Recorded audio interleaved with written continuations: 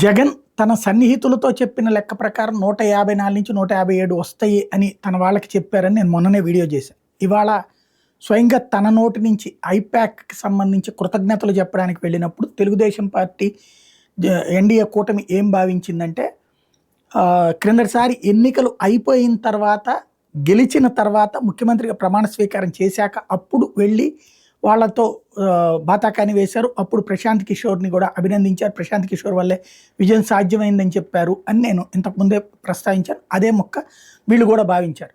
ఇప్పుడు వీళ్ళు ఏమనుకుంటున్నారంటే అంతకంటే ముందే వెళ్ళారు అంటే తర్వాత గెలవడం కష్టం అని చెప్పేసి, ఆ తర్వాత ఓడినటువంటి ఫేస్‌తో వెళ్ళలేను కాబట్టి ముందుగానే వెళ్ళారు అన్నటువంటిది తెలుగుదేశం కూటమి అది భావించారు. ఐపాక్‌కి వెళ్తున్నారని చెప్పినప్పుడు.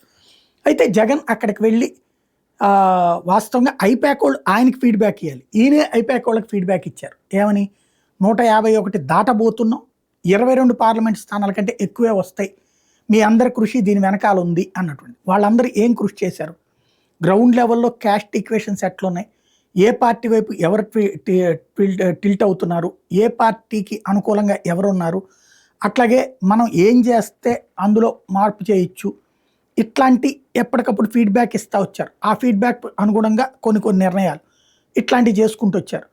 వీటి ఫలితం అంటే నిర్ణయాత్మక శక్తిగా తనే ఉన్నారు. బట్ విషయం అయితే వాళ్ళు ఇచ్చినటువంటి ఫీడ్బ్యాక్ కాబట్టి వాళ్ళకి కృతజ్ఞతలు చెప్పారు. ఇది కాన్ఫిడెన్సా, ఓవర్ కాన్ఫిడెన్సా అంటే అత్యుత్సాహం అని ప్రతిపక్షం అంటుంది, ఆత్మస్థైర్యం అని వైఎస్ఆర్ కాంగ్రెస్ పార్టీ వాళ్ళు నమ్ముతారు. ఏది నిజం అన్నటువంటిది రాబోయే రోజుల్లో తేలాలి.